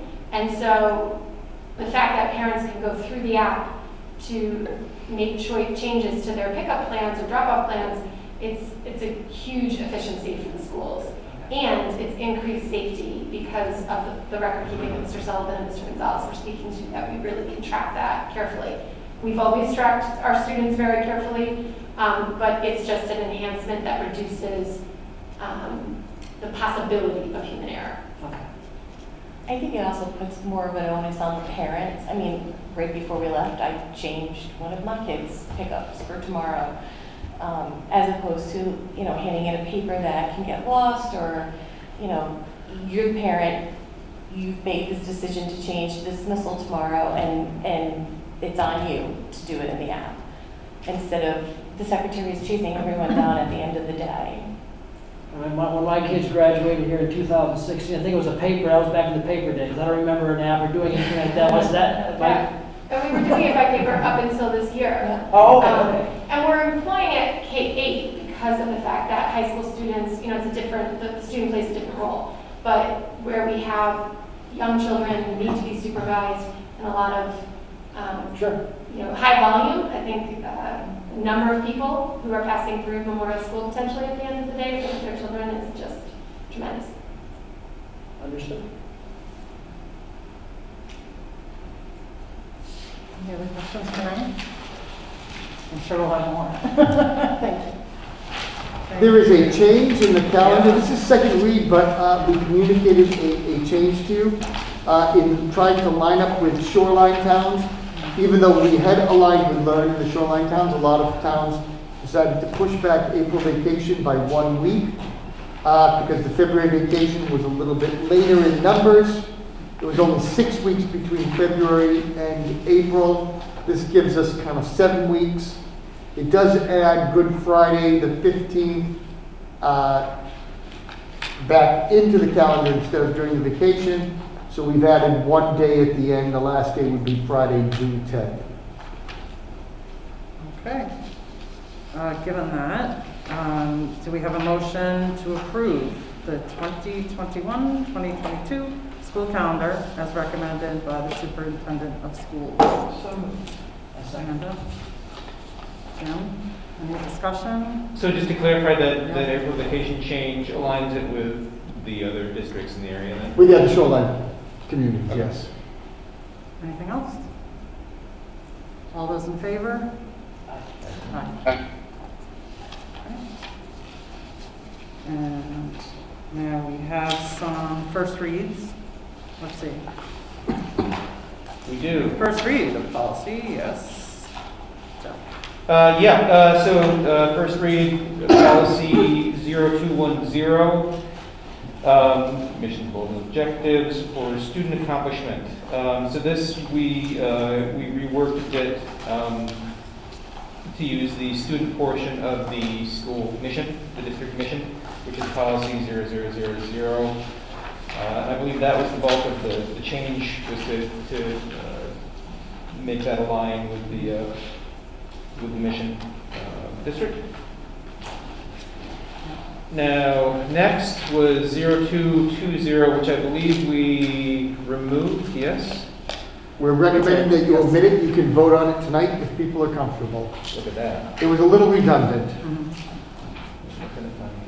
Sorry. Does anybody have questions on that?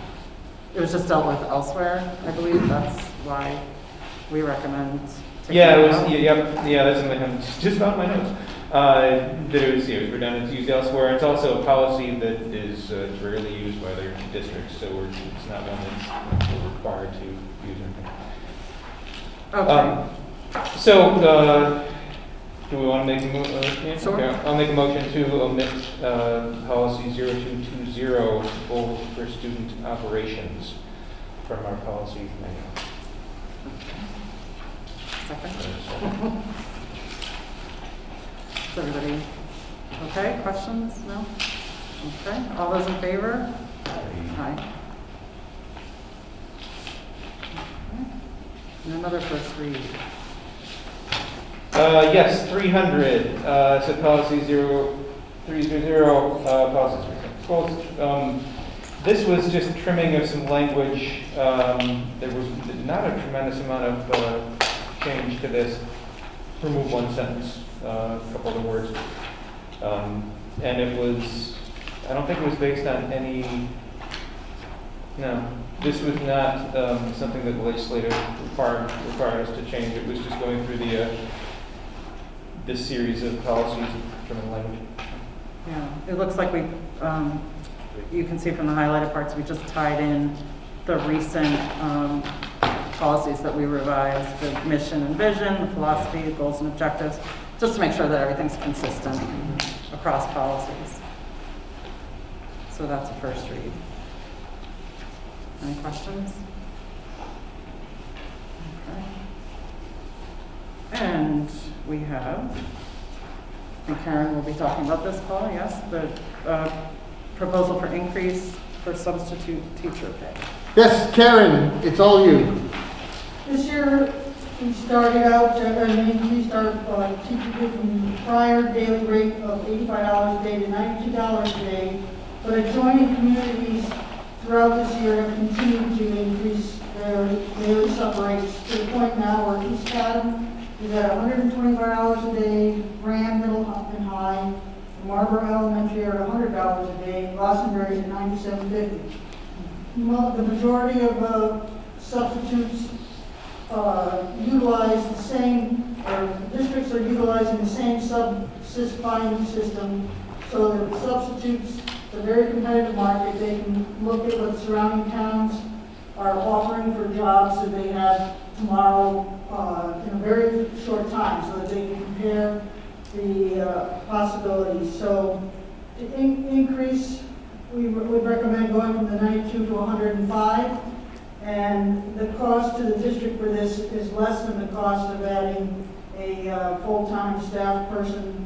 And of course, there's no benefits offered to these jobs, but it'll give an opportunity for us to have a better chance to keep this building staffed and to provide the subs to cover the times that you can see the desired professional development for the teachers. So $105 is. Karen, what does that $105 from 92 to 105, what is that total for the year in estimation? A few $1,000s, or am I way more? Probably about 25. Oh, wow, okay. Don't ask me to add again. Yeah. I think it's also pretty hard to anticipate what it might be, particularly this year. Yeah. But I know that Bob has been mentioning this for several years now. Is when we come up for budget suggestions, as a sub. I don't mean to speak for you, Bob, but as a sub, so it's something that has been on the minds of those who are in the classrooms. And Bob, I'd give you $150 a day. Take that. Do we have a different pay rate for long-term subs versus short-term? What kind of? Like a long-term sub? It is different. So this would just be for short-term subs? Daily subs? The daily rate? Okay. All right. Sorry. Yes. And this has proven to be a very difficult thing recently, hasn't it? I mean, when, like you said, people can compare. I mean, don't we have trouble on occasion? Yes. Rather often, I would say. I don't know. Just Monday through Friday. I mean, it's a real problem though. Yes, so when it is. you don't have a person in a class, somebody has to do it, right? And so it's a true issue. Yeah. Many people who sub actively sub in other districts. I mean, that's very often the case. So they are looking at, they might be a sub for us, and also East Haddam and Colchester. So that's a real, it's a very practical issue for the building principals in trying to run their site, and then it's a legitimate thing that if you're a sub and government district willing to. And East Haddam is a competitive market, right? Yeah, and East Haddam's been advertising in the River East at that level too, so yeah, we will be too good this year, hopefully.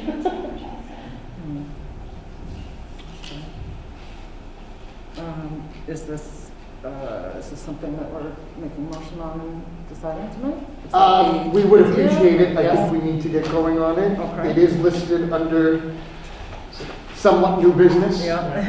So I mean, New old so do we need a business. motion to approve the increase in substitute pay from 92 to 105 per day? So, Couple of hands up. Was that a question or just a? No, that was a second. Okay, it was a second from Chris. So I guess if we're in discussion, the remaining question is, I mean, how do we have the budget to sustain that delta for the year? I think given where we are, we've got to make the funds for it. Now, keep in mind, if we're in remote, our sub costs go down to zero. But I think, if we can't staff because we don't have subs, then it's an issue for everybody. So I think it's an investment worth making at this point. Could subs serve a role to help a teacher teaching in remote? Or is that not how the sub system would work? No, if we do not have, if we are in remote learning, we would not require subs. But maybe let me reword my question. Could a sub be helpful to a teacher teaching in remote? Not likely. Our paraeducators would do that. Do you mean like co-teaching sort of? Yeah, or yeah. Like being on a Zoom, Yeah. okay. That's what our para-educators would be expected to do in remote. Any other questions or discussion? Anyone on Zoom? Nancy? Okay. All those in favor? Aye. You're not allowed to vote. You're waving. Oh, he's waving to them. Yeah, they all said yes. They were waving, they were raising their hands, and it was like, okay, we saw you. Okay. So I'm modeling good Google Meet practices, keeping people involved in the conversation.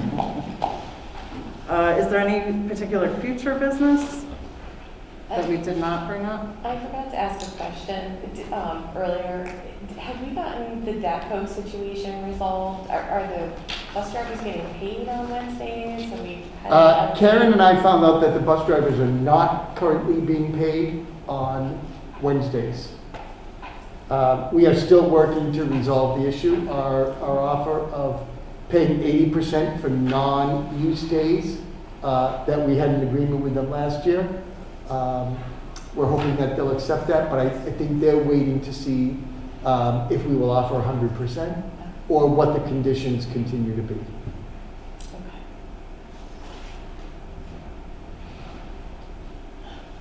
Anything else? Karen, any updates on that you want to share? No, I think they're waiting to see if there can't be some edicts from the governor that might be different than last year, but we're holding to the same agreement that we offered last year. Okay. Next item, I don't think we have any personnel actions. Nope. And audience of citizens. Yes. And Paul, you basically just straightened something out for me, in that with the new system you're talking about with the hybrid learning with the cameras, how are the subs going to be dealing with that when we're subbing for a regular class? I know on the Wednesdays when it's a remote, it used to be a different situation. Like you said, you can have a para do it. Right. But let's say you're subbing for a regular history class. Right. So one of the things that we're working with teachers on is if they're home quarantining and they're feeling fine, or they've got to take time off because someone in their house is ill, what that allows us to do is put a substitute in the room, but the students who are there and the students at home could Google Meet in and treat it like a distance learning Wednesday.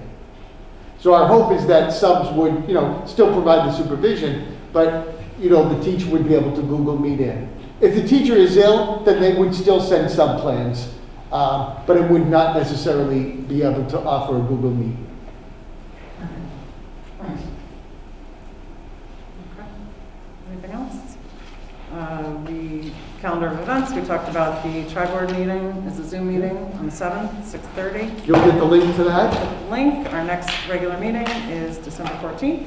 Yes. And if we have a motion to adjourn? So moved. All in favor? Okay. Good night, everybody. Thank you. Bye.